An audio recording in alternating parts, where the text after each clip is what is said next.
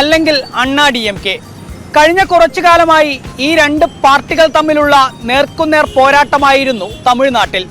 എന്നാൽ ചരിത്രത്തിൽ ആദ്യമായി ഇക്കുറി ശക്തമായ ത്രികോണ മത്സരത്തിന് ദ്രാവിഡ മണ്ണ് സാക്ഷ്യം വഹിച്ചു. 39 മണ്ഡലങ്ങളിലേക്കുള്ള വോട്ടെടുപ്പ് പൂർത്തിയാവുമ്പോൾ എന്താവും ഇത്തവണ തമിഴ് മക്കൾ മനസ്സിൽ കുറിച്ചത്?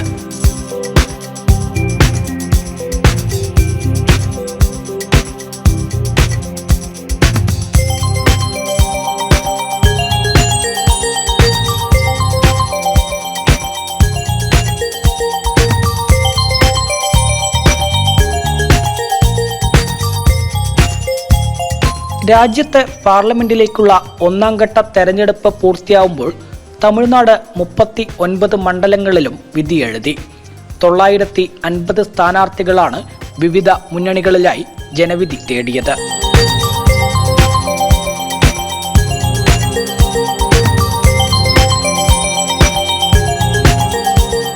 കഴിഞ്ഞ 2 തെരഞ്ഞെടുപ്പുകളിലും ദ്രാവിഡ പാർട്ടികളായ അണ്ണാ DMKയും DMKയും മാറി മാറി പരീക്ഷിക്കുകയാണ് തമിഴ് മക്കൾ ചെയ്തത്. 2014 ജയലളിത പ്രധാനമന്ത്രിയാവാൻ പോകുന്നു എന്ന പ്രചാരണവുമായി അണ്ണാ DMK തെരഞ്ഞെടുപ്പിനെ നേരിട്ടപ്പോൾ 37 സീറ്റുകൾ അണ്ണാ DMK നേടി. 2 സീറ്റുകൾ NDAയ്ക്കും ലഭിച്ചു. 2019 ജയലളിതയുടെയും കരുണാനിധിയുടെയും മരണശേഷം നടന്ന തെരഞ്ഞെടുപ്പിൽ DMK സഖ്യം ഒരു പടി കൂടി കടന്ന് 38 സീറ്റുകൾ തൂത്തുവാരി. തേനിയിലെ ഒരു സീറ്റിൽ മാത്രമാണ് അണ്ണാ DMKക്ക് വിജയിക്കാനായത്. എന്നാൽ ഇത്തവണ സമവാക്യങ്ങളെല്ലാം മാറിമറിഞ്ഞു. പുത്തൻ സൂര്യോദയമായി BJPയുടെ രംഗപ്രവേശം. ചരിത്രത്തിൽ ആദ്യമായി തമിഴ് മണ്ണ് ത്രികോണ പോരാട്ടത്തിനാണ് ഇത്തവണ സാക്ഷ്യം വഹിച്ചത്.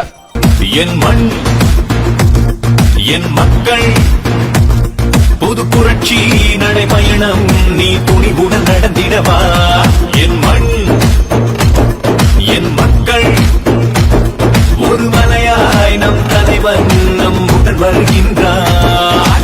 இனி ஒரு நாளும் ஊழல் இங்கே தொடர்ந்திட முடியாதே.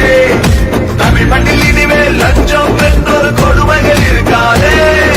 தமிழகமே தலை நிமிரும் காலம் வந்தாச்சே.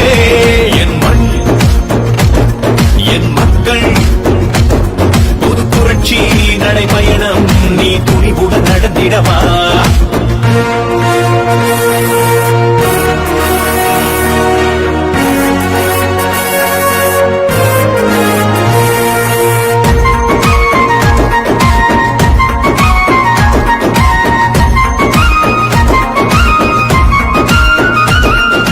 സൗത്ത് ഇന്ത്യയുടെ ഹൃദയഭൂമിയാണ് തമിഴ്നാടെന്ന് തിരിച്ചറിഞ്ഞ BJP കൃത്യമായ കണക്കുകൂട്ടലുകളോടെയാണ് ഇത്തവണ തെരഞ്ഞെടുപ്പ് ഗോതിയിലേക്ക് ഇറങ്ങിയത്. IPS ഉപേക്ഷിച്ച് രാഷ്ട്രീയത്തിലേക്ക് ഇറങ്ങിയ K അണ്ണാമലയെ സംസ്ഥാന അധ്യക്ഷനാക്കിയതുൾപ്പെടെ ദീർഘവീക്ഷണത്തോടെയുള്ള കരുനീക്കങ്ങളാണ്.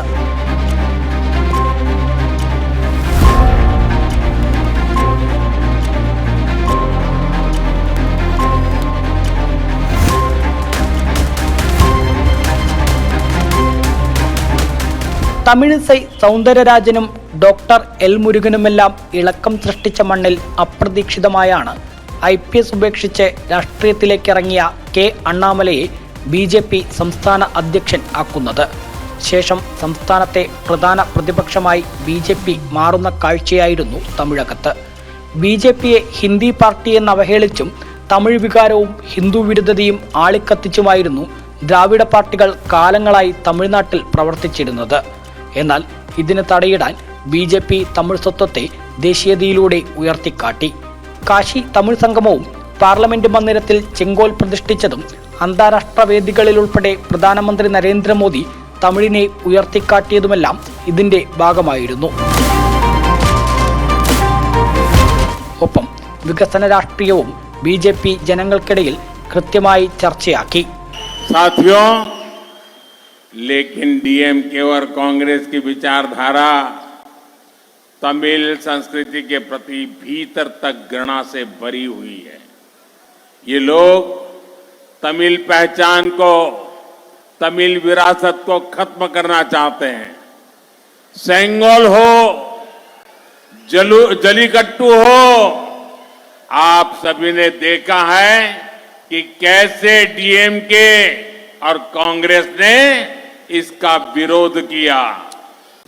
देखिए, ये गुड़िया भारत माता बन के आई है। वाह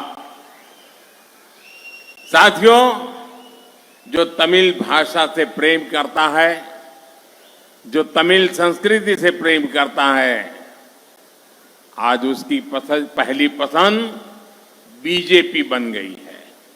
अब बीजेपी ने अपने मैनिफेस्टो में हमारी तमिल भाषा को वैश्विक पहचान दिलाने की गारंटी दी है। बीजेपी तमिलनाडु की हेरिटेज साइट्स को ग्लोबल टूरिस्ट मैप पर लाने के लिए भी दिन रात मेहनत करेगी। बीजेपी ने पूरी दुनिया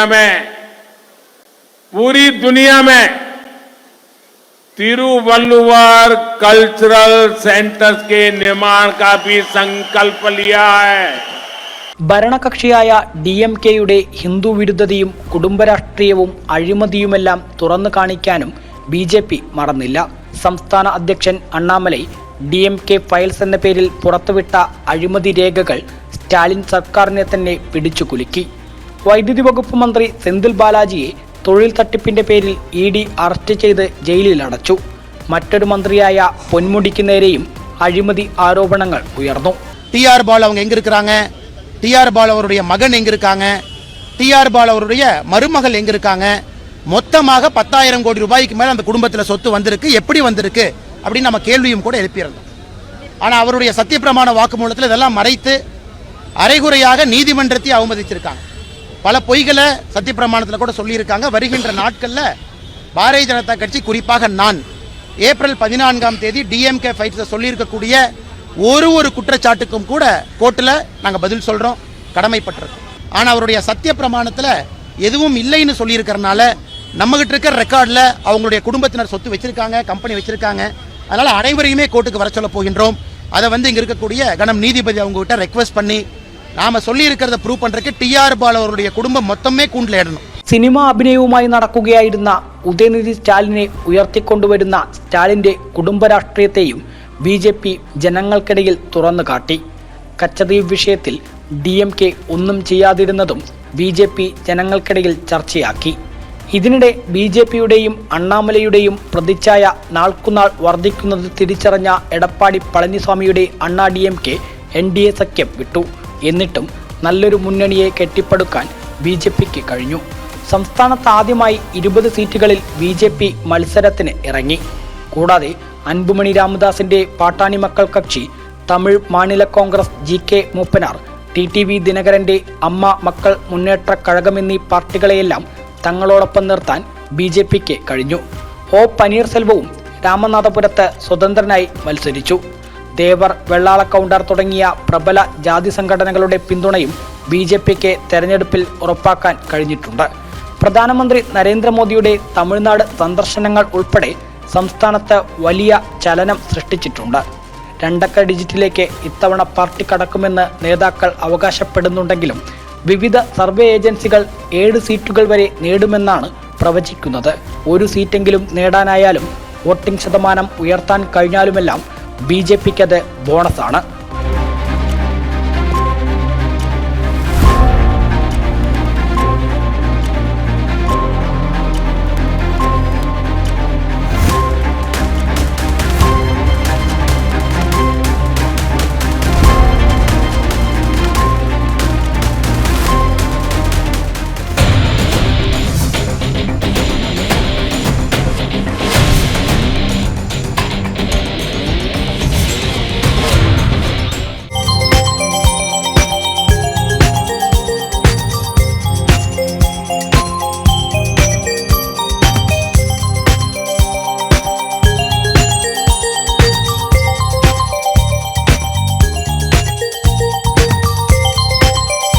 സ്റ്റാലിനും DMKയ്ക്കും ഈ തെരഞ്ഞെടുപ്പ് അഭിമാന പ്രശ്നമാണ്.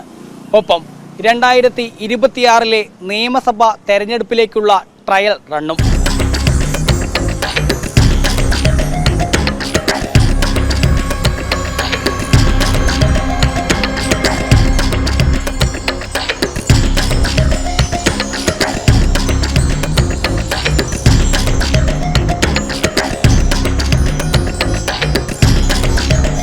அப்படி என்ன எமர்ஜென்சி? அறிவிக்கப்படாத எமர்ஜென்சியில் நாடு இருக்கா? அப்படித்தான் இருக்கு அமலாக்கத்துறையோட நடவடிக்கை. சிம்பிளாக சொல்லணும்னா பாஜக தலைமை அமலாக்கத்துறை மூலமாக அவங்களோட அரசியலை செய்ய நினைக்குது. மக்களை சந்தித்து அரசியல் செய்ய பாஜக தயாராக இல்லை. பாஜகவை நம்ப மக்களும் தயாராக இல்லை. மக்களுக்கான அரசியலை செஞ்சால் தான் மக்கள் பாஜகவை நம்புவாங்க. பாஜகவோட அரசியலை மக்கள் விரோத அரசியல் தான். கருத்தியல் ரீதியாக அரசியல் ரீதியாக தேர்தல் களத்தில் எதிர்கொள்ள முடியாதவங்கள வருமான வரித்துறை, அமலாக்கத்துறை, சிபிஐன்னு விசாரணை அமைப்புகளை வச்சு மிரட்டுறது பாஜகவோட பாணி. அதுதான் அவங்களுக்கு தெரிஞ்ச ஒரே பாணி. இந்த ஜனநாயக விரோத ஸ்டைலை தான் இந்தியா முழுக்க ஃபாலோ பண்ணுறாங்க. ஒரே ஒரு ஸ்கிரிப்டை தான் வேறு வேறு மாநிலங்களில் டப்பிங் பண்ணிக்கிட்டு இருக்காங்க.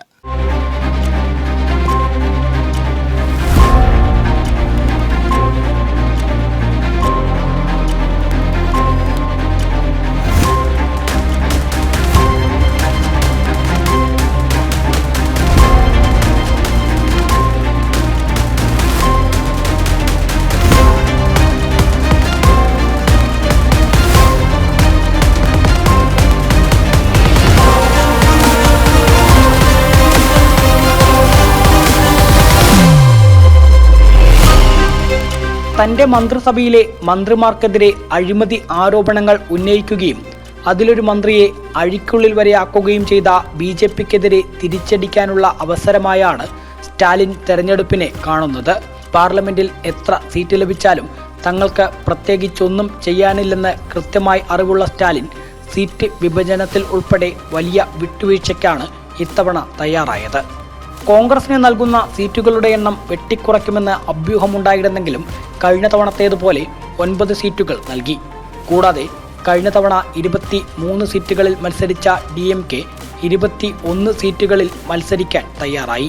CPMനും CPIക്കും VCKയ്ക്കും 2 സീറ്റുകൾ വീതം നൽകി. ഒപ്പം മുസ്ലിം ലീഗ്, MDMK, KMDK എന്നിവർക്ക് ഓരോ സീറ്റുകൾ വീതവും അനുവദിച്ചു. ഇന്ത്യ മുന്നണി എന്ന പേരിലാണ് മത്സരം. ഒറ്റനോട്ടത്തിൽ മോദി സർക്കാരിനെതിരായ കൂട്ടായ്മയായി തോന്നാമെങ്കിലും 2026 നിയമസഭാ തെരഞ്ഞെടുപ്പിൽ ഉൾപ്പെടെ മറ്റു പാർട്ടികളെ ഒപ്പം നിർത്തുക എന്നതാണ് സ്റ്റാലിൻ്റെ ഉദ്ദേശം. ഹിന്ദു വിരുദ്ധതയും ഹിന്ദി വിരുദ്ധതയുമെല്ലാം ഈ തെരഞ്ഞെടുപ്പിലും DMK വ്യാപകമായി പ്രചാരണ വിഷയമാക്കി.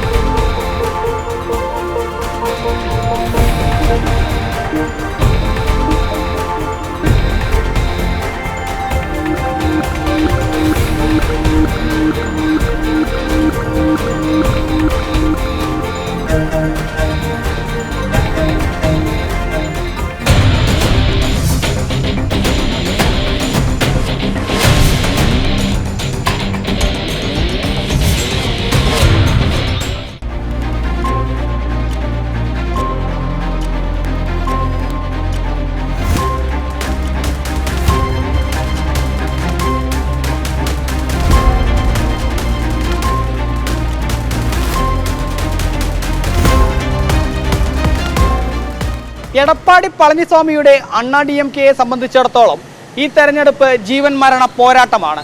ഇതിൽ അടിപതറിയാൽ തമിഴകത്ത് തന്നെ പാർട്ടിയുടെ നിലനിൽപ്പ് ചോദ്യചിഹ്നമാവും.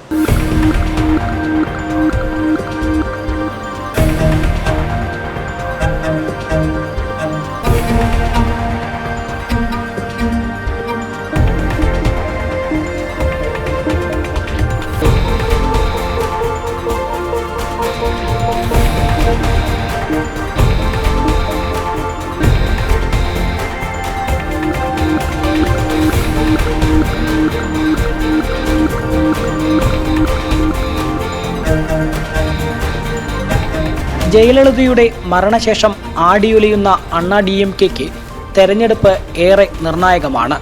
സ്റ്റാലിനെതിരെ എടപ്പാടി പളനിസ്വാമിയാണ് സന്ധിയില്ല പോരാട്ടം നടത്തുന്നതെന്നെല്ലാം ആദ്യം പറഞ്ഞിരുന്നുവെങ്കിലും പാർട്ടിക്കുള്ളിലെ പ്രശ്നങ്ങൾ പോലും പരിഹരിക്കാനാവാത്ത നേതൃത്വം നാൾക്കുനാൾ ദുർബലമായി. ഇതിനിടെ അണ്ണാമലയും BJPയും പ്രധാന പ്രതിപക്ഷമായി മാറിയതോടെ പാർട്ടി ഒന്നാകെ BJP-യിലേക്ക് അടുക്കുകയാണെന്ന് തിരിച്ചറിഞ്ഞ പളനിസ്വാമി NDA സഖ്യം വിടുന്നതായി പ്രഖ്യാപിച്ചു. அவர் கட்சிக்கு வந்தா இன்னும் 5 வருஷம் ஆகல. அதிமுகவில் 2,06,00,000 உறுப்பினர் இருக்கிறாங்க. ஒருத்தர் ரெண்டு இல்ல, உங்க மாதிரி விரல் விட்டு எண்ணுகின்ற தொண்டர்கள் இருந்த கட்சி அல்ல. கோடிக்கணக்கான தொண்டர் இருக்கின்ற கட்சி அதிமுக கட்சி. ஆகவே எதை பேச வேணுமோ அதை பேசுங்க. ஏன்னா உங்க கட்சி மோசமா இருந்தா எங்க கட்சி ஐயா பழிச்சு பேசுற? எங்களுக்கு உங்களுக்கு என்ன சம்மதம் இருக்குது? நாங்க தான் வெளியில வந்துட்டோமே. உங்களுடைய நடவடிக்கைகளை நாங்கள் பார்த்துட்டு தான் நாங்கள்லாம் வெளியே வந்திருக்கிறோம். அதிமுக என்பது தனி தத்துவம், தனி அதிமுகவுக்கு என்று தனி பலம் இருக்குது. ஆக குறைச்சு மதிப்பிடாதீங்க.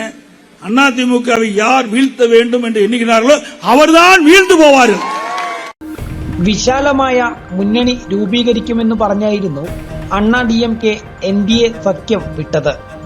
വിജയകാന്തിന്റെ DMDKയെയും പുതിയ തമിഴകം പാർട്ടിയെയും കൂടെ കൂട്ടാനായത് മാത്രമാണ് ആശ്വാസം. ഒപ്പം ഏതുവിധേനയും വിജയിക്കാനായി വർഗീയ പാർട്ടിയായ SDPIയെയും കൂടെ കൂട്ടി. അസറുദ്ദീൻ ഒവൈസിയുടെ പാർട്ടിയും അണ്ണാ DMKയ്ക്ക് പിന്തുണ പ്രഖ്യാപിച്ചിട്ടുണ്ട്. എന്നാൽ മുസ്ലിം വോട്ടുകൾ പാർട്ടിക്ക് ലഭിക്കുമോ എന്നുള്ളത് സംശയമാണ്.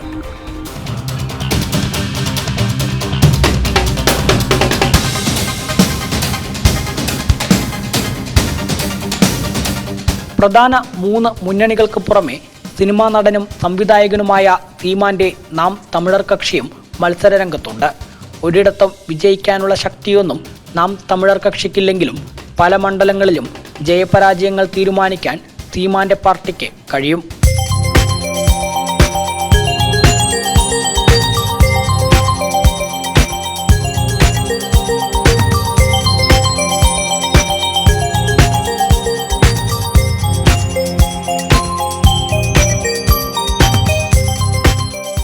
ഒരു സസ്പെൻസ് ത്രില്ലർ സിനിമ പോലെ ആകാംക്ഷാഭരിതമാണ് ഇത്തവണത്തെ തമിഴ്നാട് തെരഞ്ഞെടുപ്പ്. തമിഴക രാഷ്ട്രീയം ഇനി എങ്ങോട്ട് എന്നതിൻ്റെ കൃത്യമായ സൂചന കൂടിയായിരിക്കും ജൂൺ 4 പുറത്തുവരുന്ന തെരഞ്ഞെടുപ്പ് ഫലം.